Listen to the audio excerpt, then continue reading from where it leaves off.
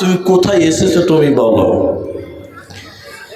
বিসমিল্লাহির রহমানির রহিম।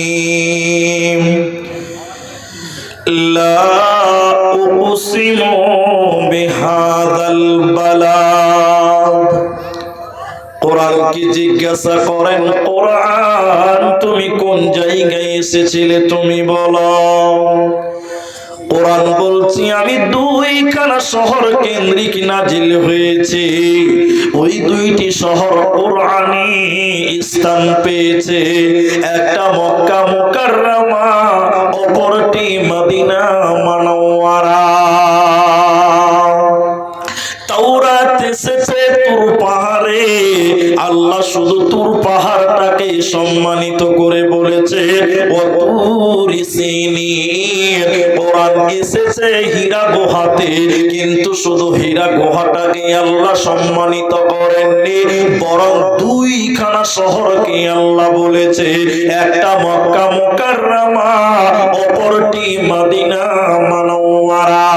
কোরআনে যতগুলি সূরা আছে কোনটা মক্কাতে কোনটা মদিনাতে এসেছে, এজন্য কোরআন বলছে আমি দুইখানা শহর কেন্দ্রিক এসেছি মুসলমান। এরপরে কোরআনকে জিজ্ঞাসা করেন, কোরআন তুমি মক্কা মদিনায় এসেছো বুঝলাম, তুমি কোন জায়গা থেকে এসেছো, কোন জায়গা থেকে তোমার আগমন হয়েছে তুমি বলো। কোরআন বলছে বাল হুয়া কুরআনুম মাজিদ ফি লাওহিন মাহফুজ। আল্লাহ তাবারাক ওয়া তাআলার কোরআন বলছে বান্দা আমি লৌহে মাহফুজ থেকে দীর্ঘ 23 বছর সময় পৃথিবীতে আমি এসেছি রে বান্দা। তাহলে কোরআন লৌহে মাহফুজ থেকে আপনার দীর্ঘ 23 বছর সময়ে যখন যতটুকু প্রয়োজন ছিল ততটুকু করে কোরআন পৃথিবীতে নবীর কাছে পাঠানো হয়েছে। অতএব কোরআন এসেছে আপনার কিনা লৌহে মাহফুজ থেকে। এরপরে প্রশ্ন করেন, কোরআন তুমি কখন এসেছো তুমি বলো। তুমি মক্কা মদিনায় লৌহে মাহফুজ থেকে এসেছো জানলাম, তবে তুমি কখন এসেছো তুমি সেটা বলো।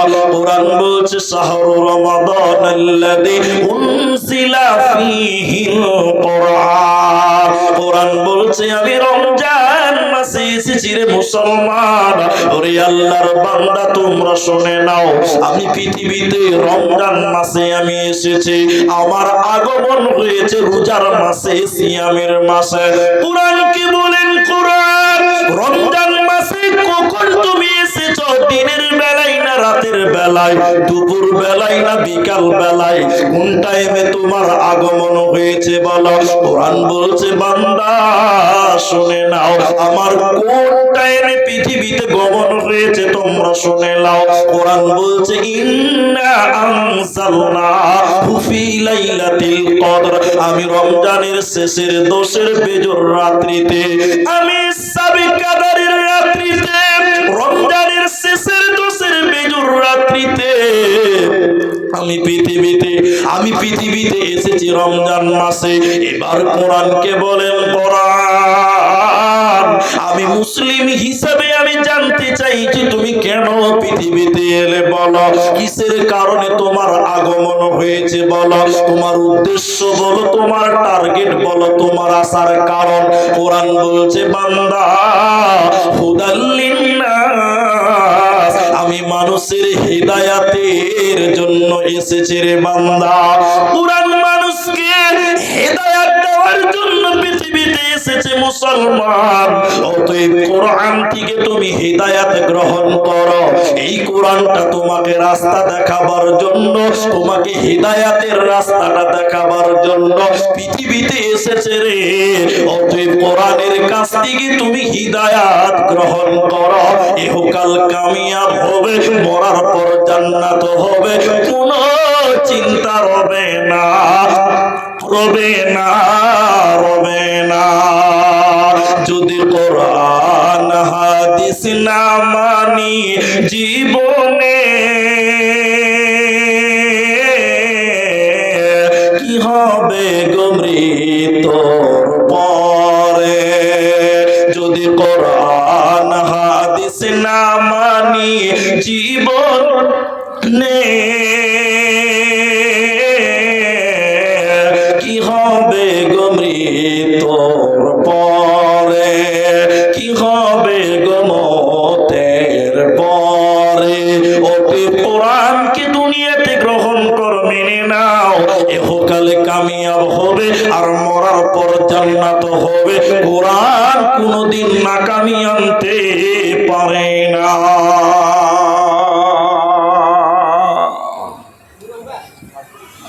তাহলে এই হলো কোরআনের ইতিহাস, কোরআনের অস্তিত্ব। কোরআন কেন এলো, কোথা থেকে এলো, কিভাবে এলো আপনি জানতে পারলেন। এবার আপনি মুসলিম, আপনি যে মুসলিম, কোরআনকে মেনে নিতে হবে। ইতিহাস জানলেন, এবার কোরআনকে আপনাকে গ্রহণ করতে হবে।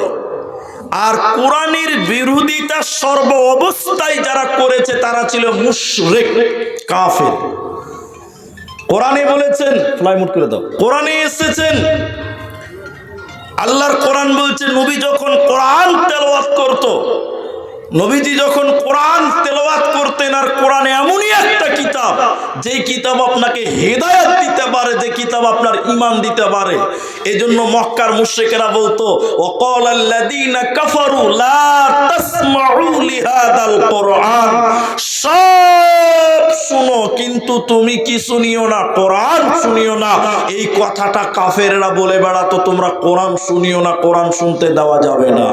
তার কারণ জানেন, কোরআন মানুষকে হেদায়েত দিতে পারে, রাস্তা দেখাতে পারে, জান্নাতের রাস্তায় নিয়ে আসতে পারে। তিরমিজি শরীফের ভিতরে নবীজি বলেছেন মানিত্তাবাআল হুদা বিগাইরিল কোরআন আদাল্লাহুল্লাহ। এই হাদিসটা আপনি বুঝার চেষ্টা করেন যারা আমার সামনে এসেছেন অলরেডি। আল্লাহর নবী বলছেন কেউ যদি কোরআন বাদ দিয়ে অন্য কোথাও হেদায়েতের জন্য যায়, কেউ যদি কোরআনকে সরিয়ে দিয়ে অন্য কারো কাছে হেদায়েতের জন্য যায়, ওই লোকটা গুমরা হবে, এই কথা আল্লাহর নবী বলেনি। ওই লোকটা পথভ্রষ্ট হবে, এই কথা আল্লাহর নবী বলেনি। বরং বলেছেন আদাল্লাহুল্লাহ, আল্লাহ নিজে তাকে গোমরা করবে, পথভ্রষ্ট করবে। অতএব কোরআন আপনার হেদায়েতের জন্য এসেছে, এই কোরআন থেকে আপনাকে হেদায়েত নিতে হবে। অন্য কোথাও যদি কোরআন বাদ দিয়ে হেদায়েতের জন্য যান, আল্লাহ নিজে আপনাকে পথভ্রষ্ট করে দিবে, আপনি জান্নাতি হতে পারবেন না। এজন্য কোরআনের কাছ থেকে হেদায়েত নেন। এজন্য কোরআন অন্য জায়গায় বলেছেন, কোরআন এমনই একটা কিতাব যে কিতাব থেকে আপনি হেদায়েত নেবেন, হেদায়েতের জন্য এসেছে।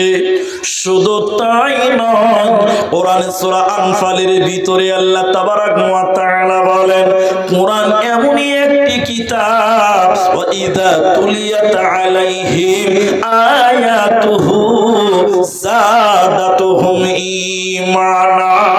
কোরআন শুনবি, কোরআন তেলাওয়াত করবি, মুমিনিরে তোর ঈমান বাড়বে, হেদায়েত তো পাবি। শুধু তাই নয়, এই কোরআন আপনার ঈমান বাড়িয়ে দিতে পারে। এজন্য আল্লাহর কোরআন বলছে ওয়া ইযা তুলিয়াত আলাইহিম আয়াতুহু যাদাতুহুম ঈমানা। মুমিনিরে তুই যখন কোরআন তেলাওয়াত করবি, তোদের তখন ঈমান বৃদ্ধি পাবে। এখন আপনার সঙ্গে আমার দুটি জরুরি কথা, একটু উত্তর দিবেন আপনারা। কোরআন যদি ঈমান বাড়ে, হেদায়েত দেয়, তাহলে এখন আপনার কাছে প্রশ্ন হলো, আপনারা একটু কথা বলবেন যারা আছেন। ডক্টর ওয়াসিম রেজভী, তার নাম শুনেছেন আপনারা? আপনারা শুনেননি? শুনেননি? কেউ শুননি এখানকার মধ্যে? যে ওয়াসিম রেজভী ইসলাম থেকে বেরিয়ে অমুসলিম হয়ে গেছে, এবার শুনেছেন? আলহামদুলিল্লাহ। যেদিন ইসলাম থেকে বেরিয়ে যাচ্ছে ওয়াসিম রেজভী, সেদিন কোরআন হাতে নিয়ে বলেছিল আল্লাহর এই কোরআন থেকে 26টা আয়াতকে ডিলিট করতে হবে, কেটে ফেলে দিতে হবে, কোরআনে রাখা যাবে না। নাউজুবিল্লাহ কি বাড়িতে যে বলবেন নাকি? কি বলছে যে কোরআন থেকে কটা আয়াত বাদ দিতে হবে? মানা যাবে? একটু জোরে বলে, মানা যাবে? যাবে না। আচ্ছা, এখন আপনার কাছে আমার প্রশ্ন, ওয়াসিম রিজভী কোরআনের আয়াত বের করে বলছেন এই আয়াতগুলোকে বাতিল করতে হবে। এখন আপনাকে জানতে চাইছি, ওয়াসিম রিজভী কি কোরআন পড়েছিল না পড়ে নাই? বলুন তো ভাই। হ্যাঁ, পড়েছিল। তা আল্লাহ বলছেন যে ঈমান বাড়বে, আর ওয়াসিম রিজভী কোরআন পড়ে বেঈমান হয়ে গেল কেন? জি, কথা ভালো করে বোঝেন। আল্লাহর কোরআন বলছে ওয়াইদা তুলিয়াত আলাইহিম, যখন তারা তেলাওয়াত করবে আয়াতুহু, আল্লাহর আয়াত, তো তার ঈমান বৃদ্ধি পাবে। তো ওয়াসিম রিজভী কোরআনের আয়াত বের করতে পারছে, পড়ছে, অর্থ বুঝ পড়েছে, এরপরও তার ঈমান তো বাড়লো না, উল্টো সে বেঈমান হয়ে গেল কেন? ফর এক্সাম্পল দিচ্ছি, আপনি বোঝার চেষ্টা করেন, উদাহরণ দিচ্ছি, বোঝার চেষ্টা করেন, খুব আপনি সক্রিয়ভাবে বোঝার চেষ্টা করেন। একটা ব্যাটারি চার্জে লাগিয়েছেন, আর ওই ব্যাটারিতে আপনার কি চলবে? লাইট জ্বলবে, টোটো চলবে, টোটো গাড়ি। জি, টোটো চলে না? টোটো কিসে চলে? ব্যাটারিতে চলে। মাইক চলবে, ফ্যান চলবে, যাবতীয় কিছু এভরি। এবার আমি যেটা আপনাকে বলছি, এই মানিকচক স্ট্যান্ডে একটা দোকানি, ওর কাজ হলো ব্যাটারি চার্জ করা। ওর কাজ হলো ব্যাটারি চার্জ করা। প্রতিটা ব্যাটারি চার্জ করবে তো 20 টাকা করে নিবে, এটা ওর কাজ। এদিকে দেখেন আপনারা, একদিন দোকানি দোকানের সামনে 12-13টা ব্যাটারি তার লাগিয়ে দিয়েছে, কারেন্ট ভরছে, মানে চার্জ হয়েছে। এমন সময় এক মোটা হুঁশ খ্যাপা পাগল ওই দোকানের সামনে যে বড় বড় করে দেখছে, আর বলছে, দোকানদার ভাই, এই প্লাস্টিক গুলোতে কি হচ্ছে ভাই? কত খ্যাপা, ব্যাটারিকে প্লাস্টিক বলছে।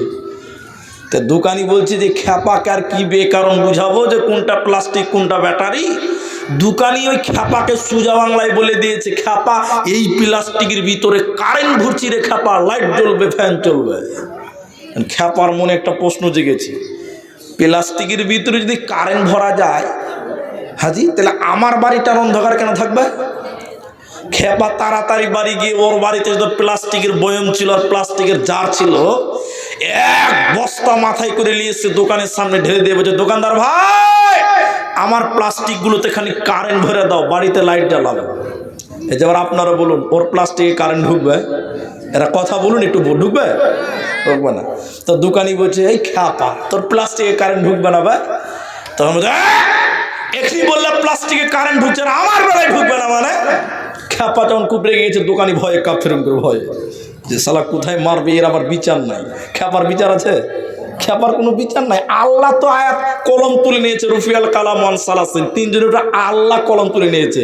এই দোকানি যখন খুব ভয় খেয়ে গেছে, এমন সময় খ্যাপাকে বুঝাতে পারে না, আর খ্যাপাও বুঝতে পারে না ঘটনাটা কি।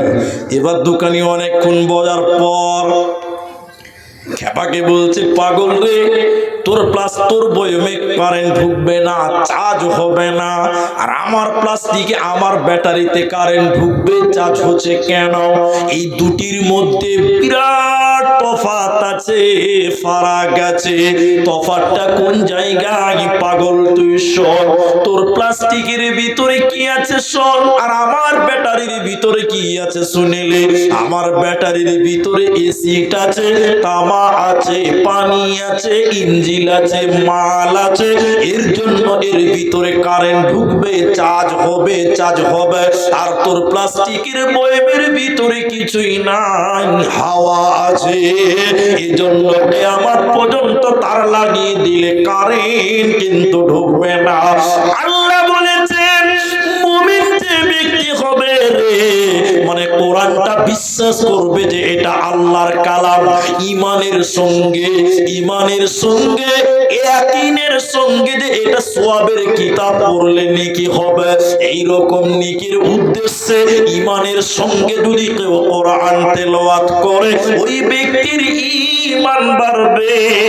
আর যে ব্যক্তি সন্দেহ করে কোরআন পড়বে, যে ব্যক্তিটা সন্দেহবশত কোরআন তেলাওয়াত করবে রে, কোরআন আল্লাহর কিনা ডাউট ফিল করছে, ওই ব্যক্তির কোনোদিন ঈমান বাড়বে না। ওয়াসিম রিজভী ঈমান পেল না কেন? সন্দেহ করে কোরআন পড়েছিল, ঈমানের সঙ্গে পড়ে নাই, এই জন্য এরকম লোকের ঈমান বাড়ে না, বাড়বে না। আল্লাহ তাবারাক ওয়া তাআলা বলে ওয়া ইযা তুলিয়াত আলাইহিম আয়াতুহু সাদাতুহুম ঈমানা। মুমিন যে ব্যক্তি হবে রে, ও যখন কোরআন তেলাওয়াত করবে ওর ঈমান বাড়বে। শুধু তাই নয়, বিশ্বনবী বলেছেন কিয়ামতের দিন দুই জনের সুপারিশ আল্লাহ গ্রহণ করবে, দুই জনের সুপারিশ আল্লাহ মঞ্জুর করবেন। ওর ভিতরে একজনের নাম কোরআন। কোরআন আল্লাহকে বলবেন, আল্লাহ তোমার এই বান্দাটা কোরআন তেলাওয়াত করেছিল, আল্লাহ আল্লাহ তোমার এই বান্দাটা আমার তেলাওয়াত করেছিল, আল্লাহ তুমি আমার সাক্ষী গ্রহণ করো। নবীজি বলছেন আল্লাহ কোরআনের সুপারিশ গ্রহণ করবে। অতএব যদি আপনি কোরআন তেলাওয়াত করে, আপনাকে আল্লাহর সামনে কথা বলতে হবে না, বরং আপনার সামনে কোরআন আপনার জন্য কথা বলবে, আপনার ব্যাপারে সুপারিশ করবে। আর যে ব্যক্তির ব্যাপারে কোরআন সুপারিশ করবে রে, ওই লোক কোনোদিন জাহান্নাম যেতে পারে না, পারে না, পারে না। এজন্য নবীজির সাহাবীরা বলছে তাআল্লামনাল ঈমান সুম্মা তাআল্লামনাল কোরআন। আমাদের নবীজি ঈমানের কথা বলেছেন, তারপরে ঈমান কোরআনের কথা বলেছেন। ঈমানের পরে নবীজি কোরআন শিক্ষা দিয়েছেন আমাদেরকে। কারণ যে ব্যক্তি কোরআনকে মেনে নেবে, কোরআনের শিক্ষায় শিক্ষিত হবে, ওই লোক কোনোদিন নাকাম হতে পারে না, পারে না, পারে না। এরই নাম কোরআন। মুশরিকরা একদিন বলছে, কোরআনে বলছেন সূরা বাকারাতে আছে, মুশরিকরা এসে বলছেন হযরত মুহাম্মদ পাগল হয়ে গেছে। নাউজুবিল্লাহ বলবেন না? বলছে নবীজি পাগল। আর এরপরে বলছেন কোরআনটা আল্লাহর কালাম নয়। নাউজুবিল্লাহ বলুন, একটু বলুন নাউজুবিল্লাহ। বলছে কোরআন আল্লাহর নয়, বলে কোরআন কার? বলছে এই কোরআনটা নবী মুহাম্মদ বাড়িতে বসে বসে লিখেছে, এই জন্য বিশ্বনবী মুহাম্মদুর রাসূলুল্লাহ সাল্লাল্লাহু আলাইহি সাল্লামকে মক্কার মুশরিকেরা কবি বলেছিল। কবি, কবি, কবি। কেন জানেন? কবি কাকে বলে? কবি নজরুলের নাম শুনেছেন আপনারা, রবীন্দ্রনাথের নাম শুনেছেন, ধীরেন্দ্রনাথের নাম শুনেছেন।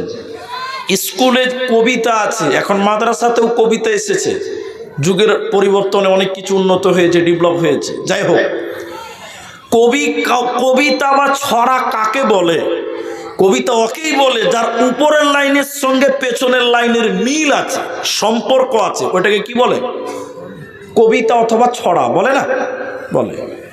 তা আমাদের নবী হযরত মুহাম্মদ সাল্লাল্লাহু আলাইহি সাল্লামকে কবি বলেছিলেন মক্কার মুশরিকেরা। কেন? তার কারণ কোরআনের এত সুন্দর মিল। কোরআন এমনই একটা কিতাব, এত সুন্দর মিল পৃথিবীর কেউ মিলাতে পারে না।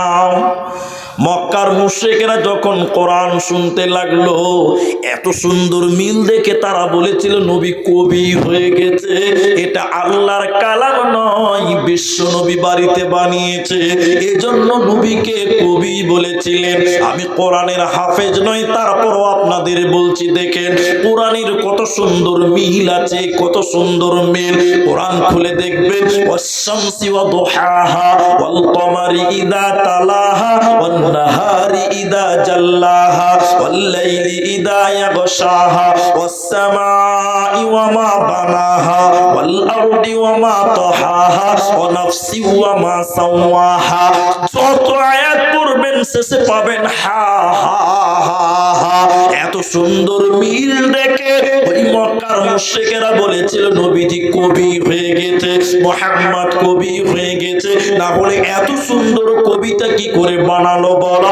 এজন্য কাফেরের দলেরা নবীজিকে কবি বলে আখ্যায়িত করেছিলেন। কোরআনে আরবি যারা ন্যূনতম মানের জ্ঞান রাখেন তাদেরকে বলছি। আপনি আরেকটা সূরা খুলে দেখেন, সূরা কাউসার। আরবি আলিফ বা তো অন্তত জানেন। এদিকে দেখেন, ইন্না আ'তাইনাকাল কাউসার, শেষে কি আছে বলুন তো? র র আরবি অক্ষরে কি আছে? কাউসার, র আছে। দ্বিতীয় আয়াত পড়েন, ফাসাল্লি লিরাব্বিকা ওয়ানহার, শেষে কি আছে বলুন? র আছে। ইন্না শানিয়াকা হুয়াল আবতার, শেষে কি আছে? সুবহানাল্লাহ বলবেন না? এত সুন্দর মিল। এর জন্য মুশরিকেরা বলেছিল নবীজি কবি হয়ে গেছে, না হলে এত সুন্দর কি করে মিলাতে পারে। তারা কোরআনকে অস্বীকার করে বলেছিল এই কোরআনটা আল্লাহর নয়, বরং এই কিতাবটা নবী মুহাম্মদ বাড়িতে বসে বসে লিখিয়েছে। এজন্য আল্লাহ তাবারাক ওয়া তাআলা মুশরিকদের জবাব দিতে গিয়ে বলেছেন, ওই মুশরিকদের জবাব দিতে গিয়ে আল্লাহ কোরআনে বলেছেন, হে মুশরিকের দল, ওরে কাফের ফুজ্জারের দল, তোরা যদি মনে করিস এই কোরআনটা নবীজি বানিয়েছে, তাহলে আমি আল্লাহ তোদেরকে চ্যালেঞ্জ দিলাম, শুনেলে ওয়া ইন কুনতুম ফি রাইবিম মিম্মা নাযালনা আলা আবদিনা ফাতু বিসূরাতিন মিন মিথলিহি ওয়াদউ শুহাদা। আল্লাহ বলছেন যদি তোরা বলিস এই কোরআনটা নবীজি বানিয়েছে, আমি আল্লাহ বলছি নবীজি মানুষ, তোমরা যেমন মানুষ নবীজিও তেমন মানুষ। পার্থক্য হলো নবীজির কাছে ওহী নাজিল হয়, তোমাদের কাছে হয় না। অতএব নবী তোমাদের মতনই একজন মানুষ। অতএব তোমরা যদি বলো নবীজি পুরো কোরআন বানিয়েছে, তাহলে তোমরা কেন এই রকম কিতাব বানাতে পারো না? ও পৃথিবীর লোকেরা, যদি তোমরা বলো মানুষের দ্বারা বানানো সম্ভব, তাহলে তোমরা কেন এই রকম কোরআন একটা বানাতে পারছো না? 30 পারা বানাতে হবে না, এক পারা বানিয়ে দেখাও। 114টা সূরা বানাতে হবে না, একটা সূরা বানিয়ে দেখাও, একটা আয়াত বানিয়ে দেখাও। ইন কুনতুম সাদিকিন, যদি তোমরা প্রকৃত সত্য হয়ে থাকো, পৃথিবীর কেউ কোরআন বানাতে পারেনি, আর ভবিষ্যতেও কেউ পারবে না। এরই নাম কোরআন। আল্লাহ তাবারাক ওয়া তাআলা সূরা বাকারা সূরা নাম্বার 2 পারা নাম্বার 2 রুকু নাম্বার 21 লাইন নাম্বার 12 আয়াত নাম্বার 177 এর মাঝখানের অংশে আল্লাহ বলেছেন, ওয়াল কিতাব, আমার যত কিতাব আছে রে, আমার যত আসমানি কিতাব আছে, ওই কিতাবগুলির উপরে তোমরা ঈমান আনো। আমার যত কিতাব আছে এর মধ্যে একটা কিতাবের নাম হলো কোরআন। এই কিতাবের উপরে, এই কোরআনের উপরে তোমরা ঈমান আনো। এই কিতাবের উপরে ঈমান আনো, কারণ মুশরিকেরা এই কিতাবকে মানেনি, মানে নাই। এজন্য তোমরা তাদের বিরোধিতা করো। যদি আল্লাহর জান্নাতে হতে চাও, ওয়াল কিতাব, আমার কিতাবের উপরে তোমাদের ঈমান রাখতে হবে। এখন আপনাদের একটা গুরুত্বপূর্ণ কথা বলছি। আপনারা জানেন আমাদের দেশে এনআরসি হয়ে গেছে, এটা জানেন? আপনারা একটু এই কথাটা হ্যাঁ না বলে, এতগুলো লোক বোবা হয়ে বসে আছে। কিছু কিছু লোক বলছে মুলি সাহেব তোমাকে বকবার লিখে এনেছি, তা আমরা কেন বকবো? ওগুলো খুব চালাক লোক, সবাইকে মিলে ঝুলে বলতে হবে নাকি জি ভাই? তো এনআরসি হয়েছে এটা খবর আপনারা জানেন। আর আজকে আপনাদের এই মসজিদে বসে একটা খবর দেখলাম, মানে রাজনৈতিক কোনো ভাষণ আমি দিব না, মানে অমিত শাহ বললেন যে ভোটের আগে গোটা ভারতের মধ্যে সিএ কার্যকর হবে, যেহেতু এটা একটা আইন। আজকে খবর দেখছিলাম, এই লেটেস্ট, এই মসজিদে বসে বসে দেখছিলাম। তো অমিত শাহ বললেন যে গোটা ভারতে ভোটের আগেই সিএ কার্যকর হয়ে যাবে। সেটা তাদের ব্যাপার, যেটা আমি বলতে চাইছি আপনার খুব গুরুত্ব দিয়ে বুঝেন। এই কোরআনের মায়ানে এনআরসির গল্পটা তুললাম কেন? আমি কোনো পক্ষপাতিত্ব নয়, বরং আমি যেটা আপনাকে বুঝে সেটা বুঝেন। ইংরেজেরা ইংরেজ তো এনআরসির কথা শেষ করিনি। কিছু কিছু লোক বলছে যে গোটা ভারতে এনআরসি করব আর মুসলমানগুলোকে বাংলাদেশে পাঠাবো, বলছে কি বলছে না? আপনারা কথা বলুন, বলছে না? আর আপনাদের পশ্চিমবঙ্গের এক নেতা, তার নাম বলবো না, আপনারা বুঝে নেবেন, ও বলছে এনআরসি করবো আর মুসলমানগুলোকে বাংলাদেশ পাঠাবো। মনে হচ্ছে বাংলাদেশ তোর বাপের দেশ। জি বলছে কি বলছে না? ওর নাম বলবো না। ও এত চালু মাল, ও বলছে গরুর দুধে সোনা তৈরি হয়, হয়তো শুনেন আপনারা। এবার আপনাদের যে কথাটা আমি বুঝাতে চাইছি, আসামে তো এনআরসি হয়ে গেছে, মুসলমানগুলোকে বাংলাদেশে পাঠাতে পেরেছে না? এরা বলে না কথা। আপনারা তো খবর পড়ছেন, পেপার পত্রিকা পড়ছেন, তো কত লোক বাদ গেছে আপনি জানেন?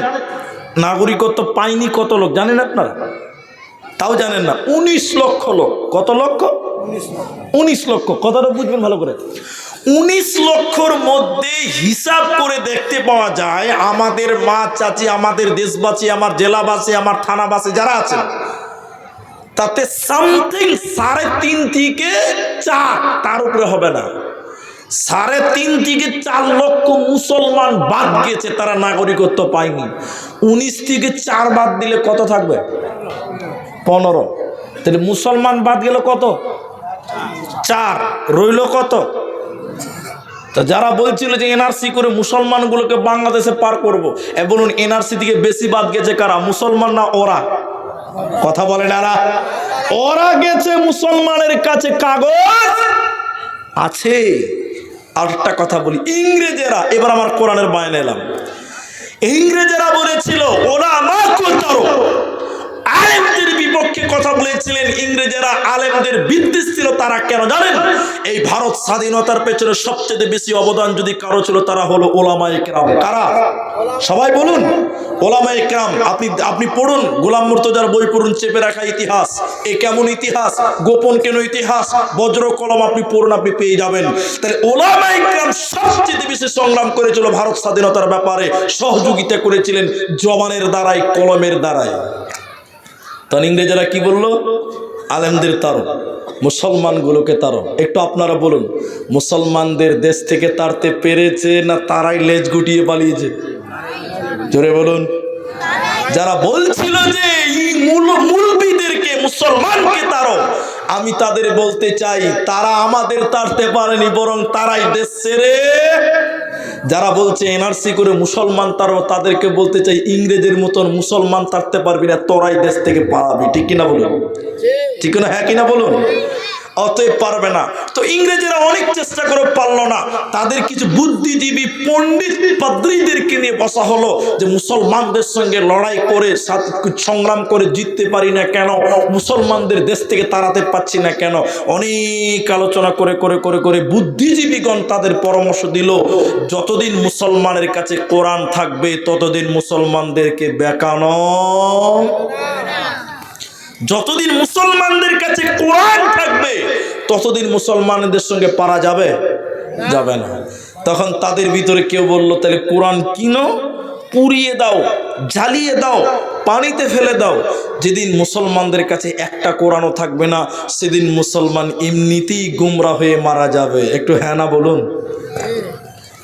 এইটুকু আপনি উদাহরণ মনে করেন। এখন যেটুকু বলবো, এই জালালপুর মাদ্রাসা একটা নাস্তিক বেঈমান আমার মতন এরকম লম্বা হাব্বা জুব্বা পাঞ্জাবি পরে চলে এসছে, ডুপ্লিকেট মাল, আসলে কিন্তু মুসলমান নয়। কথা বলতে পারছেন? জাল জাল ডুপ্লিকেট মুলবি, সে যে লম্বা পাঞ্জাবি পরে এই জালালপুর মাদ্রাসায় চলে এসছে। বুঝাবার জন্য এটুকু বলছি। এই মাদ্রাসায় যে হেড মৌলানাকে বলছে মুলি স্যার, তো হেড মুলি বলছে কে? বলছে আমি একটা বিদেশি মেহমান। বলো কি বলছে? বলছে মুলি সাহেব আপনাদের মাদ্রাসায় কোরআন আছে?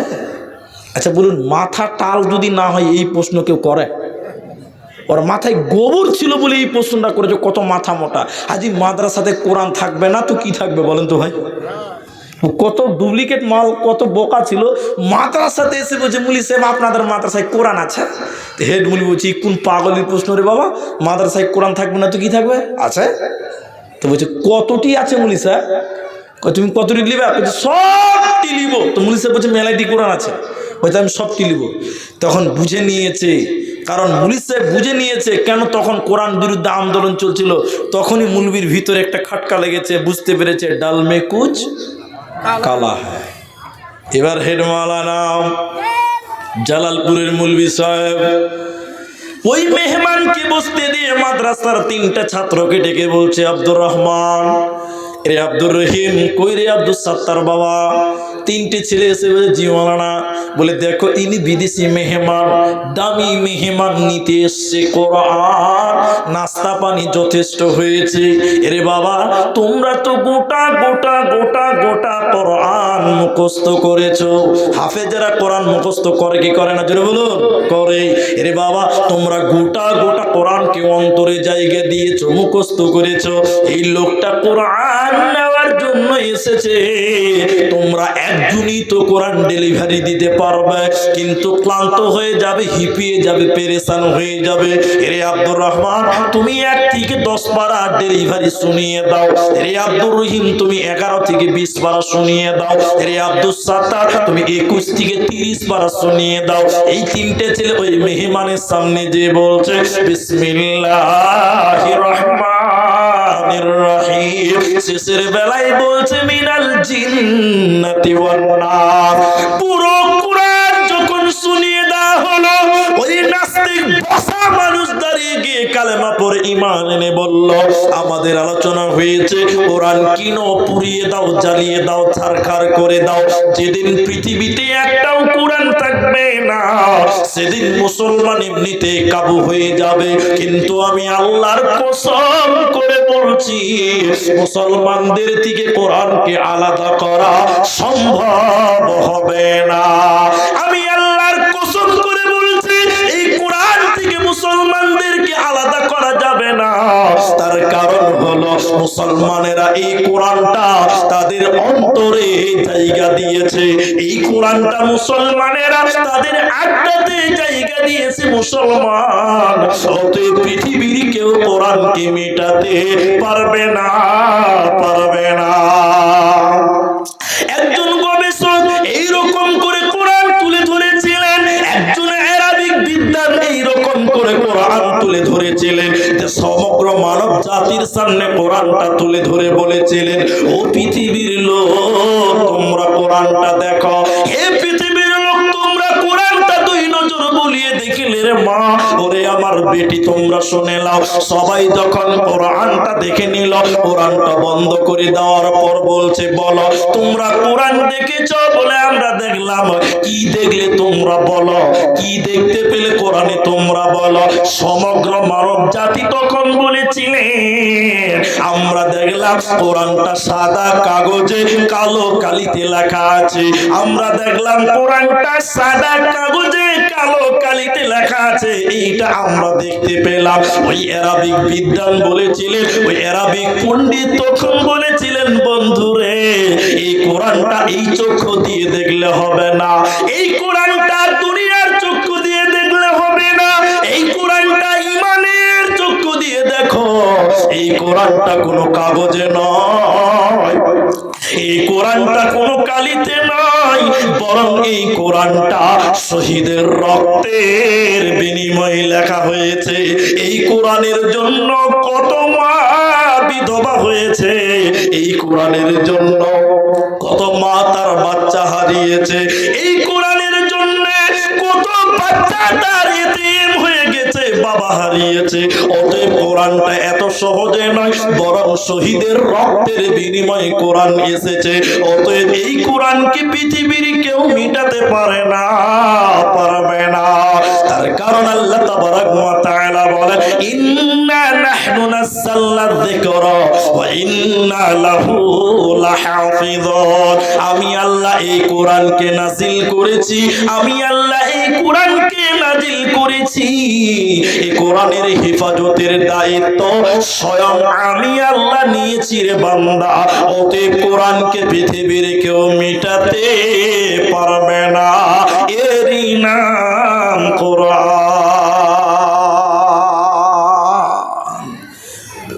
পৃথিবীর কেউ কোরআনকে মিটাতে পারে না। কোনো দিন সম্ভব হবে না। যতই চেষ্টা করো না কেন, তোমরা যত কোরআন আছে সবকে পুড়িয়ে ছারখার করে দাও, মুহূর্তে কোরআন তৈরি হয়ে যাবে। যাবে কি যাবে না? সুজাপুর মাদ্রাসা জামিউল উলুম বোধহয় 19 কুড়ি হতে পারে, মানুষ তো। ওই মাদ্রাসায় একবার গেলাম, বহুদিন আগেকার কথা। এই কোরআন খতম হচ্ছে, দৌড় খতম হচ্ছে। আমাদের আসামের একটা ছেলে ছিল, আমার ভর্তি করা ছেলে ছিল, ওটা আমার ছাত্র। ও কোরআন পড়ছে, তো আমাকে ডেকেছে যে আপনি আসেন, আপনার ছেলে আছে এখানে, মানে আমার ছাত্র আছে, বলে আপনার দেওয়া ছাত্র আছে, তো আপনি আসেন। দেখলাম ছাত্ররা এক বসাতে কোরআন খতম করছে। সুবহানাল্লাহ। পৃথিবীর কোনো কিতাবে এটা সম্ভব নয়। সম্ভব? আরেকটা জিনিস আপনাকে বুঝাই, লন্ডন থেকে 1.5 লক্ষ টাকা দিয়ে কিতাব কিনে নিয়ে এসছে। 1.5 লক্ষ টাকা। কিতাবটা সারাদিন এরকম বিন বিন বিন বিন বিন বিন করে পড়ছে।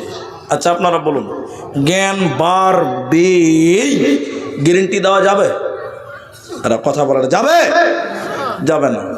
জ্ঞান বাড়তেও পারে, নাও পারে, কোনো ভরসা আছে? কোনো ভরসা নেই। আর নেকি মনে হয় খুব হবে না? নেকিও হবে না। নেকি হবে? 1.5 লক্ষ টাকাতে কিতাব কিনে নিয়ে এসছে, সারাদিন বিন বিন বিন বিন করে পড়ছে। জ্ঞান বাড়তেও পারে, নাও পারে, কোনো ভরসা। আর নেকি 1 আনাও পাবে না। পাবে? জোরে বলুন, পাবে? কোরআন 150 টাকা দাম, 200 টাকা দাম। এবার আপনারা বলুন, কোরআন পড়লে জ্ঞান বাড়বে কি বাড়বে না? না, বাড়বে। কোরআন পড়লে জ্ঞান বাড়বে, তার বাস্তব কিছু উদাহরণ আপনাকে একটু পরে দিব। এবার বলুন, কোরআন পড়লে নেকি হবে কি হবে না? হবে। কোরআনের প্রতিটা অক্ষরে অক্ষরে 10টা করে আল্লাহ নেকি দিবে। বলুন সুবহানাল্লাহ। বিশ্বনবী বলেছেন, আলিফ লাম মিম, 3টা হরফ যে পাঠ করবে আল্লাহ তার আমলনামায় 30 নেকি দিয়ে দিবে। অতএব কোরআন এমন একটা কিতাব, পড়লে নেকি হবে, মানলে নেকি হবে, শুনলে নেকি হবে, সময় দিলে নেকি হবে, টাকা দিলে নেকি হবে। শুধু তাই না, এই কোরআন যদি পড়বেন তো তবুও নেকি হবে। পৃথিবীর কোন কিতাব পড়লে কিন্তু নেকি আপনি পাবেন না। এই জন্য আল্লাহ কোরআনে বলেছে, এই কিতাবকে তোরা মেনে নে, যালিকাল কিতাব লা রাইবা ফিহি, এই কিতাবে কোনো ভেজাল নাই, এই কিতাবে কোনো সন্দেহ নাই। এই কোরআন পড়বি তো তোর ঈমান বাড়বে, আপনার ঈমান বাড়বে।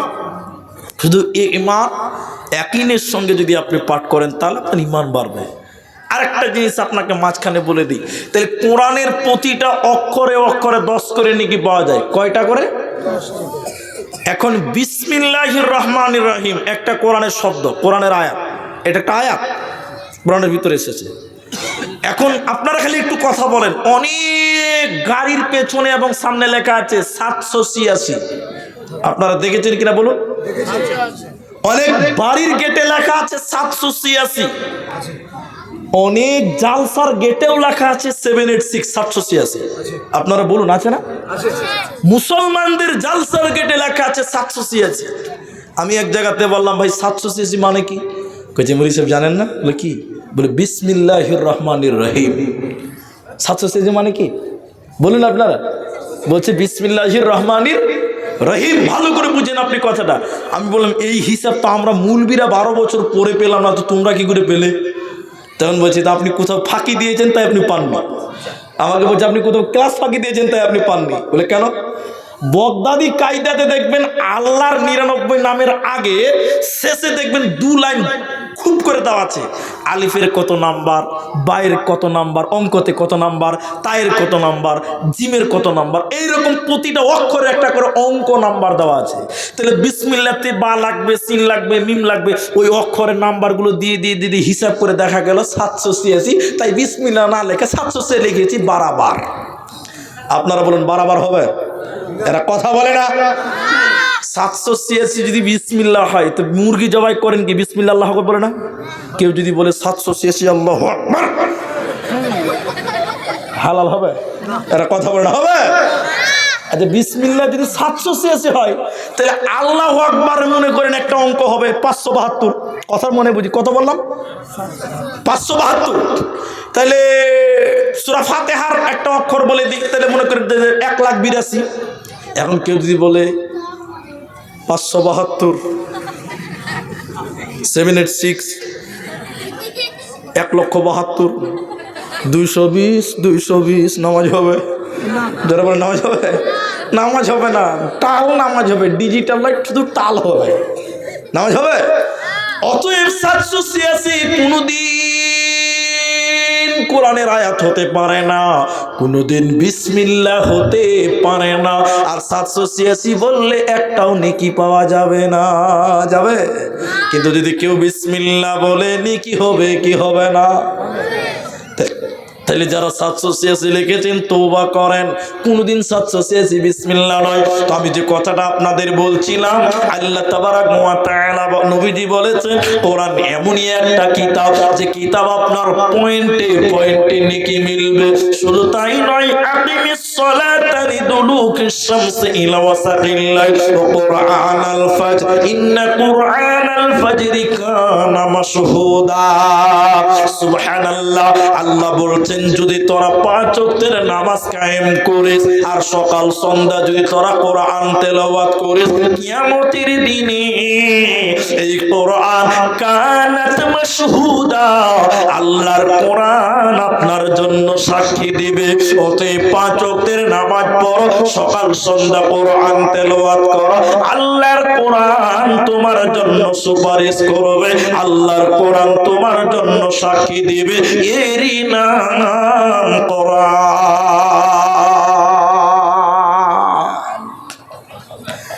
অনেক লোক কোরআন পড়তে পারে না, পারে? এরা কথা বলে না, পারে?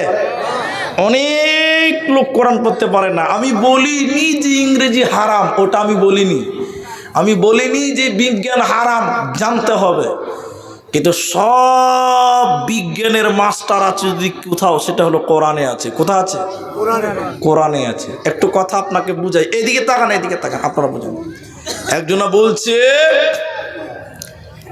বলছে জালসা করতে করতে করতে করতে বলছে যে আমাদের দেশের আলেমদেরকে অপমান করে বলছে। কিভাবে বলছে কথাটা বুঝেন। কথাটা বলছে যে জাপানের বিজ্ঞানীরা কোরআন গবেষণা করে করে করে করে অনেক কিছু বানাতে পেরেছে, তারা অনেক উন্নত হয়েছে। এটা সত্য কথা, উন্নত হয়নি? হয়েছে। বলছে চায়নার বিজ্ঞানীরা কোরআন নিয়ে গবেষণা করতে করতে করতে করতে অনেক উন্নত, অনেক কিছু আবিষ্কার করতে পেরেছে। পেরেছে কি পারেনি? তো বলছে যে কোরআন পড়েছে বলেই তো পেরেছে। হ্যাঁ কিনা বলুন, আপনারা বলুন। তখন লোকটা বলছে যে আমাদের ভারতের মানিকচক জালালপুর মাদ্রাসার মুলবিরাও তো কোরআন পড়ছে, ওরা কেন কিছু বানাতে পারে না? আসলে মুলবিরা কোরআন বুঝতেই পারে না। মানে একজনা কেউ বলছে যে বিজ্ঞানীরা, চাইনার বিজ্ঞানীরা কোরআনটা পড়লো আর এত কিছু বানালো, নিশ্চয়ই কোরআন বুঝেছে। জাপানের বিজ্ঞানীরা কোরআন গবেষণা করে করে অনেক কিছু বানিয়েছে, নিশ্চয়ই তারা কোরআনটা বুঝেছে বলেই তো বানাতে পেরেছে। হ্যাঁ কিনা বলুন। তোদের মুলবিরা যে আমাদের দেশের কোরআন পড়ছে, রাত দিন কোরআন পড়ছে, পড়াচ্ছে, তো ওরা কিছু বানাতে পারছে না। আসলে মুলবিরা কোরআনটা বুঝতেই পারে না। একজনে বলছিল। আচ্ছা আপনি বলুন, বানাতে পারাটাই কোরআন বুঝা, এটাই যদি আপনার সঠিক মনে হয়, তাহলে আপনাকে আরেকটু গভীরে আপনাকে নিয়ে যাব, বোঝার চেষ্টা করুন। আপনি যদি তাই বলেন না, ঠিক আছে আমি বলছি, তাহলে আপনি আরেকটু বুঝেন। সবচেয়ে কোরআন বুঝে নেওয়ালা ছিলেন নবী মুহাম্মদুর রাসূলুল্লাহ সাল্লাল্লাহু আলাইহি ওয়াসাল্লাম। তিনার চাইতে বেশি কোরআন বুঝনেওয়ালা পৃথিবীতে কেউ আসবে না? সবাই বলুন, আসবে? তিনার চাইতে বেশি বুঝার মতন ক্ষমতা কোরআন আর দ্বিতীয় কারো হবে না। তা আমাদের নবী কোরআনটা এত বুঝেছিলেন, তা আমাদের নবী কোনোদিন মোবাইল বানাতে পেরেছে কোরআন দিয়ে? এরা বলে না, কথা পেরেছে? এটা সাইকেল বানিয়েছিল না? বানিয়েছিল? টেলিফোন, গাড়ি কিচ্ছু বানাতে পারে না। তো ও যে বলছে যে মুলবিরা কোরআন পড়ে কিছু বানাতে পারছে না, মানে মুলবি কিছু বুঝতেই পারেনি, তাইলে কি আমাদের নবীও কোরআন বুঝেনি? নাউজুবিল্লাহ বলবেন না? জি না। কোরআন এমন একটি বিজ্ঞানিক কিতাব, আমি বলছি না যে বিজ্ঞান নাই, কোরআনে বিজ্ঞান আছে, গবেষণা করলে বের হতে পারবে, কিন্তু আমাদের পজিশনের অভাব আছে, আমাদের অনেক কিছুর অভাব আছে, তার জন্য আমরা অত গভীরে যেতে পারছি না। তাহলে আমাদের নবীও কি কোরআন বুঝিনি? যেহেতু তিনি কোরআন থেকে কিছু বানাতে পারেনি, না না, আমাদের নবীও কোরআন বুঝেছিলেন। তাহলে তিনি কি বানালেন?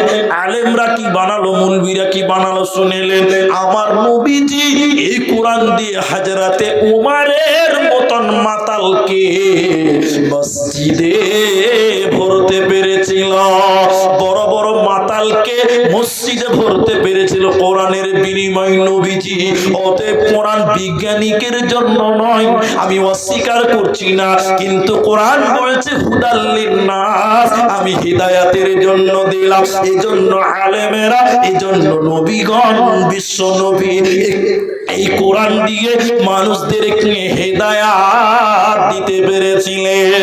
এজন্য আলেমদের ব্যাপারে, হাফিজদের ব্যাপারে বিশ্বনবী বলেছেন, শোনো, খায়রুকুম মান তাআল্লামাল কুরআনা ওয়া আল্লামাহু। এই কোরআন যে শিখবে, যে কোরআন শিক্ষা দিবে, ওই লোকটা নবীজি বলছেন আমার নজরে সব চাইতে ভালো। কিন্তু বর্তমান মানুষের নজরে ভালো নয়। ভালো? সত্য করে বলেন, ভালো? মাদ্রাসার ছাত্র দেখলেই বলে এই কি হবে, পরের বাড়ি খায়, এই এলার্জি অনেকের আছে, নাই বাবা? এরা কথা বলুন। আমাদের আপনাদের দিকে এই মানিকচক এলাকায় মসজিদে মুলবি থাকে, ইমাম থাকে মসজিদে, ইমাম সাহেবদের বেতন কত? ৬,০০০। কত? ৬,০০০, ৭,০০০ টাকা দেয়। ঠিক আছে, লজ্জা করবেন না, সত্য কথা বললে তো কি হবে। কালকে ভালো কাজে জালসা করছিলাম, ভালো কাজে শৈলমারিতে, সেদিন কালকে একটু গল্প করেছি খানিক, আজকে একটু বলছি শুনুন। আচ্ছা, আমি একটা ভিডিও দেখছিলাম, আল্লাহর কসম করে বলছি, আপনি লিঙ্ক আমি দিতে পারবো। একটা মসজিদের ইমাম সাহেবের বেতন ৪,০০০ টাকা। ক'১০০০ টাকা? 3 মাস থেকে বেতন দেয় না, বাকি রেখে দিয়েছে। ৪,০০০ টাকা বেতন, ফের 3 মাস থেকে বেতন টোটালি দেয় না। তো কেসিয়ার বলছে যে আমার জুমার দিন বলছে আমাদের মসজিদ আলহামদুলিল্লাহ হয়ে গেছে, টাইলস মারবেন, এখন আমাদের মসজিদের অ্যাকাউন্টে 15 লক্ষ টাকা আছে। অথচ মুলবির ৪,০০০ বেতন 3 মাস থেকে দেয় না। ক মাস থেকে দেয় না? 3 মাস থেকে। এবার কেসিয়ারের বেটা গেছে কলকাতা চাকরি করতে, চাকরি ইন্টারভিউ দিতে গেছে, বুঝলেন? কেসিয়ার সাহেবের বেটা কোথায় গেছে বললাম? বলুন বলুন। কলকাতা চাকরির ইন্টারভিউ দিতে। জুমার দিন কেসিয়ার এসে বলছে যে মুলি সাহেব, আমার ছেলেটা চাকরি ইন্টারভিউ দিতে গেছে কলকাতাতে, একটু সবাইকে নিয়ে দোয়া করো তো। ভিডিও দেখছিলাম। এবার মুলি সাহেব বলছে যে ঠিক আছে, মুলবি এমনই এক জাতি, পেছনেও মারতে পারে, সামনের দিকেও, ওদের সব রকম কায়দা জানা আছে। এবার বলছে ঠিক আছে কেসিয়ার, তোমার বেটার জন্য দোয়া করবো। জুমার পর বলছে কেসিয়ারের বেটা চাকরি করতে গেছে, ইন্টারভিউ দিতে গেছে, দোয়া চেয়েছে, সবাই একটু দোয়া করেন। মুলি সাহেবের হাত তুলে বলেছেন, আল্লাহ, কেসিয়ারের ছেলে বড় আশা করে চাকরি করতে গেছে, ইন্টারভিউ দিতে গেছে, আল্লাহ ইন্টারভিউ যেন পাস করে, আল্লাহ চাকরি যেন পেয়ে যায়। সবাই বলছে আমিন। এরপরে বলছে মুলি সাহেব, বেতন যেন আল্লাহ আমার সমান হয়। কি করবে? কেসিয়ার সঙ্গে সঙ্গে হাত ছেড়ে দিয়ে বলছে সুবহানাল্লাহ, এই মুলি সাহেব, তোমার সমান বেতন যদি আমার ছেলের হয় তাহলে কি হবে? ৪,০০০ টাকা। তখন বলছে যে মুলি সাহেব, তখন বলছে এই মুলি সাহেব, তোমার সমান বেতন যদি আমার ছেলের হয় ৪,০০০ টাকা সংসার চলবে? মুলি সাহেব তখন বলছে যে আমার যদি চলে তো তোমার বেটার কেন চলবে না? জি। এই প্রশ্ন যখন কোথাও বলি তখন কিছু কিছু লোক আছে ওরা আরো চালাক, বলছে মুলি সাহেব তোমাদের বেতনই বরকত আছে। কি আছে? বলে না? যে বলবে যে মুলবির বেতনে বরকত আছে, ওকে বলবে তুই আমারটা লে, তোরটা আমাকে দে। যদি কেউ বলে যে মুলবির বেতনে বরকত আছে, তো বলবি যে তুই বরকতটা তুলিয়ে বাড়ি যা, আর তোরটা আমাকে দে, আমাকে বরকত লাগবে না, যা। আসলে মুলবির বেতনে বরকত নয়, যে কোনো হালাল কাজের ইনকামে বরকত আছে। হ্যাঁ কিনা বলুন? শুধু খালি মুলবির বেলায় বরকত, আর তোদের বরকত লাগবে না নাকি রে বাবা? কিছু নয়। কোরআনের বিরোধিতা। কিসের বিরোধিতা বললাম? আল্লাহর নবী বলেছেন খায়রুকুম মান তাআল্লামাল কুরআন, সবচেয়ে ভালো লোককে, দামি লোককে, খায়র শব্দ নবীজি বলেছেন যে ব্যক্তি কোরআন শিখলো, অপরকে শিক্ষা দিল, ওই লোকটা নবীজি বলতে আমার নজরে সবচেয়ে ভালো। সবাই কোরআন শিখবো বলুন ইনশাআল্লাহ। বসুন, শুনুন আরেকটা কথা বলি আপনাদেরকে, আরেকটু ধরে ধরুন। আচ্ছা, এটা আমার কাছে থাকুক। এখন মাধ্যমিক পরীক্ষা সম্ভবত আজকে শেষ হয়েছে নাকি? মাধ্যমিক কালকে শেষ হয়ে গেছে, কাল শেষ হয়ে গেছে। আগেকার সিলেবাসের কথা বলছি, এখনকার বলতে পারবো না। এদিকে তাকান, 11টা, এখন 10টা বাজলো, এখন অনেক টাইম আছে, একটু ধৈর্য ধরেন আপনারা।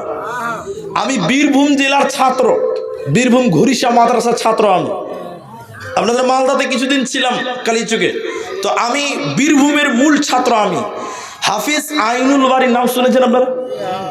উনি যেখানকার ছাত্র, আমি ঘুরিশা আলিয়া মাদ্রাসার ছাত্র, এই জন্য হাফিজ আইনুল বাড়ি আলিয়াবি বলা হয়। তো ওই মাদ্রাসার ঘটনা আপনাদেরকে 1 মিনিটে বলছি। যে আমরা সিনিয়রে পড়েছি, আলিয়া সিনিয়রে পড়েছি, সরকারি স্কুলে তাও পড়েছি আমরা। ক্লাস 7-এ অথবা 7-এ, ক্লাস 7-এ একটা কবিতা ছিল, কবি সুকুমার রায় লিখেছেন কবিতাটার নাম ছিল মাঝির হিসাব। মনে আছে আপনাদের কারো? কারো মনে নেই? মাঝির হিসাব বলে একটা কবিতা ছিল না? ছিল। ওই কবিতার উপরে কোরআনের একটা সম্পর্ক আছে, আমি এটা বলে দিব আপনাকে। গোটা ভারতবর্ষে আন্দোলন চলছে, রাজনীতিক নেতারা বলছে রাস্তা বন্ধ, একটা গাড়ি চলতে দিব না, সাইকেল চলতে দিব না, হাঁটতেও দিব না, হাঁটবি তো পা ভেঙে দিবে। গোটা ভারত বন্ধ দিয়ে দিয়েছে। আর 3 বন্ধু আপনাদের এই নদী, গঙ্গা আছে না, ফারাক্কা নদীর ওখানে চাকরি করে। তো ওরা 3 বন্ধু চিন্তা করছে, হারে গোটা ভারত বন, রাস্তায় হাঁটতেও দিবে না, তো সময় 3 দিন পার করবি কি করে বল? 3 দিন বন তো পার করবি কি করে বল? এই বাবু আস্তে। তো বলছে যে কি করবি রে, সময় তো পার করতে হবে। তখন এক বন্ধু বলছে যে আরে গাড়িতে চলতে দিবে না, রাস্তায় চলতে দিবে না, ফারাক্কা নদীতেও কি চলতে দিবে না, চল নদীতে ঘুরে দেখবো। বলে একটা মাঝিকে ডাক। একদিন বলছে ও মাঝি, মাঝি এলো, বলছে আমাদের একটু নৌকাতে নদীটা ঘুরিয়ে দেখাও তো, কত লিবা? গরিবের বাচ্চা যা দিবেন ওতে আলহামদুলিল্লাহ। চাপলো 3 বন্ধু, ইট উঠেই বলছে আরে লুডু আনলি না, টাস আনলি না, ক্রাম আনলি না, তোর সময়টা পার করবি কি করে নৌকাতে বল? আরেকজন বলছে হে মাঝি আছে না, ওর সঙ্গে দাদু লাগা, তাহলে দাদু পতাতি আর কি করতে করতে করতে করতে টাইমটা পেরিয়ে যাবে। তা ভালো কথা। এবার একজন বলছে দাদু মাঝি, বলছে বলো। বলে চন্দ্র কেন নড়াচড়া করে, ছোট বড় হয়? আচ্ছা বলুন, মাঝি এই প্রশ্নের উত্তর দিতে পারবে? মাঝি বলছে বাবা আমাকে কিছু বলে, কোন স্কুল কলেজে পড়িনি ভাই, ছোট্টবেলা থেকে নৌকা ছাড়াই। ওরা 3 বন্ধু আহ আহ আহ কি মজা, মানে হাসছে, পাড়ানি বলে খুব মজা নিচ্ছে। আরেকদিন বলছে মাঝি রাতের বেলায় সূর্যটা কুণ্ঠে যায় রে। মাঝি বলছে আমাকে কিছু বলিস না রে ভাই, আমি কোন স্কুল শুনে। ওরা 3 বন্ধু আবার আহ আহ আহ আহ আহ আহ করতে হাসলো। আরেকদিন বলছে মাঝি দাদু, সমুদ্রের পানি থেকে কি করে লবণ তৈরি হয় বলতো? আচ্ছা আপনারা সবাই বলুন, এই প্রশ্নের উত্তর মাঝি দিতে পারবে? মাঝি বলছে বাবু আমাকে গেলে কি বলিও না। এরা 3 জন কিন্তু 3টা প্রশ্ন করে যখন খুব মজা নিল, হাসতে হাসতে হাসতে হাসতে খুব মজা নিচ্ছে। এমন সময় ভাই ফারাক্কা নদীর মাঝামাঝিতে নৌকাতে বসে আছে, এমন ঝড়, পুরো ঝড় অন্ধকার হয়ে গেল, পানি, নদীর পানি ক্রাক ক্রাক ক্রাক করছে, নৌকাতে খালি এরকম এরকম এরকম নৌকা নৌকা করছে, এরকম করছে, পুরো অন্ধকার হয়ে গেছে, নৌকা ডুববো ডুববো অবস্থা। এমন সময় 3 বন্ধু ভাই ভয় ঢুকে গেছে অন্ধকারে। এমন সময় 3 বন্ধুর মাঝির কানে কানে যেয়ে বলছে ভাই নৌকা ডুববে নাকি, নৌকা ডুববে? তো মাঝি তখন বলছে ওরে বাবা, ওরে বন্ধুরে, ইংরেজি জানো, বিজ্ঞান জানো, ইতিহাস জানো, ভূগোল জানো, আরও কিছু জানো, আর্টস জানো, কমার্স জানো, সায়েন্স জানো, সাঁতার জানো বাবু? 3 বন্ধু মাথা হিলাইছে। মূর্খ মাঝি বলে বাবু এখন কেন কাবু, টুক করে নৌকাটা ডুবে গেছে। 3 বন্ধু পানি খেতে খেতে খেতে খেতে স্রোতে দৌড়ছে। আর মাঝি দাদুর কাছ থেকে শিখেছে সাঁতার কাটা। ও কোনো রকম করে সাঁতার কাটতে কাটে বাবলার ডাইল ধরে বলছে দেখি প্যাসেঞ্জারের খবর নেই, টাকা তো দিলেই না। পেছনে তাকিয়ে দেখছে 3 প্যাসেঞ্জার বিনা ভিসা পাসপোর্টে বাংলাদেশ ঢুকছে। একজন বলছে শোনো, যেদিন কিয়ামতের ঝড় উঠবে রে, কিয়ামতের ময়দানটা অনুষ্ঠিত হবে, সেদিন জিবরাইল, সেদিন ফেরেশতারা বলবে বাবু ইংরেজি জেনেছো, বাংলা জেনেছো, বিজ্ঞান জেনেছো, আর্টস জেনেছো, কমার্স জেনেছো, সায়েন্স জেনেছো, বাবু কোরআন জেনেছো কি দুনিয়াতে বলো? যদি কোরআন জানি না, ফেরেশতারা বলবে বাবু এখন কেন কাবু? দুনিয়াতে খুব রসলি ছিলাম মুলবিদের সঙ্গে, এই মুলবিরা কিছু জানে না, এখন কেন কাবু তো বল? অতএব তুমি ইংরেজি পড়ো, বিজ্ঞান পড়ো, আর্টস পড়ো, কমার্স পড়ো, সায়েন্স পড়ো, যা কিছু পড়ো না কেন, তোমাকে সঙ্গে সঙ্গে তোমার প্রভুর দেওয়া নিয়ামত কোরআনকে তোমাকে পড়তে হবে। তাহলে তুমি এই জগতের বাদশা, মরার পর কামিয়াব হবি রে, মরার পর জান্নাতি হবে। আর দুনিয়াতে সবকিছু জানলে, মাবুদের দেওয়া নিয়ামত কোরআন তুমি জানলে না, এর চেয়ে হতভাগা পৃথিবীর কে আর হতে পারে বলো? এজন্য কোরআন শিখো মুসলমান, কোরআনের সঙ্গে সম্পর্ক করো, এই কোরআন তোমাকে কামিয়াবি দিতে পারে। এর নাম কোরআন। আরেকটা কথা আপনাদেরকে বলছি, কি আছে? হ্যাঁ, 11টা অবধি টাইম আছে। এর নাম কোরআন। আর একটা জিনিস আপনাদেরকে বলতে চাই মুসলমান, আল্লাহ তাবারক ওয়া তাআলা নবী বলছেন, ও পৃথিবীর লোক তোমরা সচেতন, তোমরা হুঁশিয়ার হয়ে যাও, দুনিয়ার লোকেরা শুনে নাও, আল্লাহ জান্নাতে যখন তুমি যাবে, জাহান্নামে দেওয়ার আগে যারা কোরআন মুখস্থ করেছিল তাদের ব্যাপারে নবীজি কি বলেছে শোনো, তাদের ব্যাপারে রাসূলুল্লাহ কি ফজিলত বর্ণনা করেছে শোনো। আল্লাহর নবী বলেছেন, ওই কোরআনের হাফেজদেরকে বলবে তুমি কোরআন তেলাওয়াত করতে করতে করতে করতে জান্নাতের দিকে তুমি আগিয়ে যাও, সিঁড়ি দিয়ে বেয়ে বেয়ে তুমি কোরআন পড়বে আর জান্নাতের দিকে আগাবে। তুমি ওই জায়গাতেই থামবে যেখানে তুমি কোরআন ভুলে যাবে। এবার হাফেজে কোরআন যারা কোরআনকে মুখস্থ করেছিল, কোরআনকে ইয়াদ করেছিল, ওরা এবার কোরআন তেলাওয়াত করতে করতে করতে করতে জান্নাতের দিকে যাবে। যদি কোরআন ভুলে যায়, সঙ্গে সঙ্গে দাঁড়িয়ে যাবে নিচে জাহান্নাম, ওই জায়গায় জাহান্নামে ধারাত করে পড়বে। আর যারা কোরআন পড়েছিল, কোরআনকে মুখস্থ করে ভুলে নাই, ওরা কোরআন পড়তে পড়তে পড়তে পড়তে আল্লাহর জান্নাতের মেহমান হবে। ওতে কোরআন মানুষকে জান্নাত পৌঁছাতে পারে। এবার যারা কোরআন পড়তে পারেন না, যারা কোরআন মোটেও পড়তে পারেন না, সামনে রমজান মাস, সামনে আসছে সিয়ামের মাস, আপনাদের জন্য দুটি সাজেশন আমার তরফ থেকে থাকবে, শুনেলেন। কোরআন যেমন পড়লে নেকি হয়, কোরআন শুনলেও তেমন নেকি হয়। কোরআন পড়লে যেমন নেকি পাওয়া যায়, কোরআন শুনলেও তেমন নেকি পাওয়া যাবে। এবার যারা কোরআন পড়তে পারেন না, সামনে আসছে রমজান মাস, আপনি যতটুকু পারেন ততটুকু নিজে পড়বেন, না পারলে যে কোরআন পড়তে পারে ওর কাছে বসে বসে কোরআন শোনেন। কোরআন শুনলে আপনি সমপরিমাণ নেকির অংশীদার হবেন।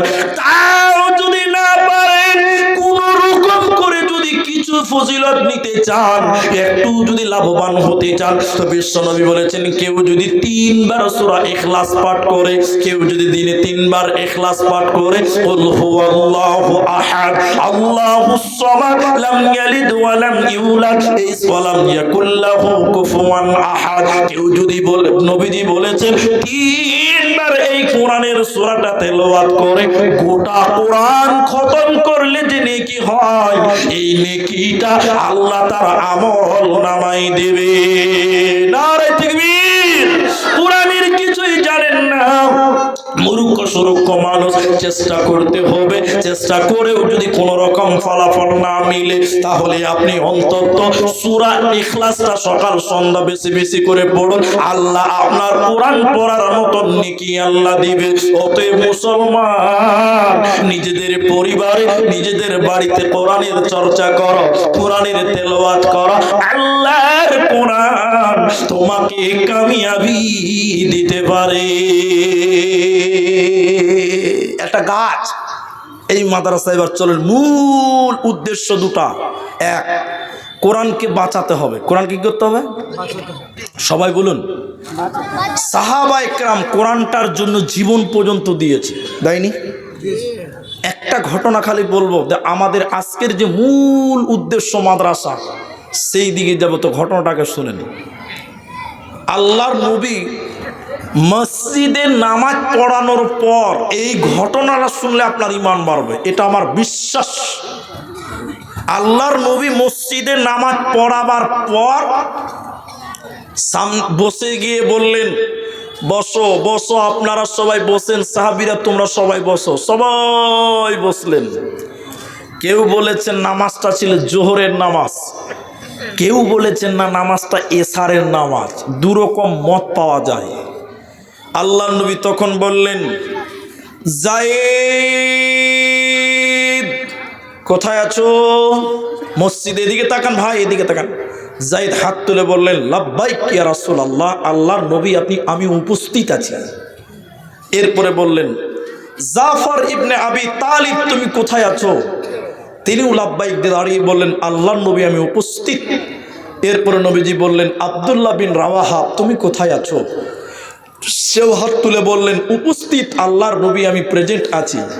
আল্লাহর নবী বললেন, মতার প্রান্তে তোমাদের 3 জনে যুদ্ধের সেনাপতি করবে, দায়িত্ব পালন করবে কমান্ডারের। কারণ বেঈমানেরা ইসলামটাকে মিটিয়ে দেওয়ার জন্য, কোরআনটাকে ধূলিসাৎ করে দেওয়ার জন্য চক্রান্ত করে যুদ্ধে চলে আসছে। এই যুদ্ধে আমি যাব না, তোমরা 3 জন কোরআনটা বাঁচাবার জন্য, দ্বীন ইসলামকে বাঁচাবার জন্য, এই কোরআনটাকে পৃথিবীতে টিকে রাখার জন্য তোমরা 3 জন যুদ্ধের ডিউটি পালন করবে, কমান্ডারের দায়িত্ব পালন করবে। 3 জন যদি মারা যায় তাহলে 4র্থ সেনাপতি পরিস্থিতি দেখে তোমরা নির্বাচন করে নিও। এই ঘটনা শুনে তো আপনাদের কাছে কিছু চাওয়া পাওয়ার ব্যাপারটা বলবো। আল্লাহর নবী বললেন, যাও, কোরআনকে বাঁচাবার জন্য তোমাদের যুদ্ধে যেতে হবে, তোমরা তোমাদের পরিবারের কাছে যাও। মায়েরা, বোনেরা, বেটিরা কান করে শোনেন। প্রথম হযরতে যায়েদ রাদিয়াল্লাহু তাআলা আনহু তিনি কোথাও যাচ্ছেন না, দাঁড়িয়ে থেকে গেলেন। নবীজিকে বললেন, ইয়া রাসূলুল্লাহ আমি কার কাছে যাব, কোথায় আমি যাব, কার কাছে ক্ষমা নিব, বিদায় নিব? নবী গো, আপনার কাছে মানুষ হয়েছি ছোটবেলা থেকে। যায়েদ নবীজির কাছে মানুষ হয়েছিলেন, লালিত পালিত হয়েছিলেন। এর লম্বা কারণ আছে, আমি 1 মিনিটে 2 মিনিটে বলছি। যায়েদ যখন নাবালক ছিল, 8 বছরের বাচ্চা, যায়েদের মা এবং খালার সঙ্গে যায়েদ তার নানির বাড়ি যাচ্ছিল। যেতে যেতে যেতে যেতে রাস্তাতে ডাকাতের দলেরা, ছিনতাইয়ের দলেরা, লুটেরার দলেরা হযরত যায়েদকে ওই মা এবং খালার কাছ থেকে লুট করে নিয়েছিলেন, ডাকাতি করে নিয়েছিলেন। এই যায়েদকে যখন নিয়ে চলে এলো, যায়েদের মা কাঁদতে কাঁদতে কাঁদতে কাঁদতে আধ পাগলি হয়ে গেছিলেন। এই যায়েদকে ডাকাতের দলেরা, লুটেরার দলেরা নিয়ে গেল তো গেল মদিনার বাজারে। কারণ সে জামানা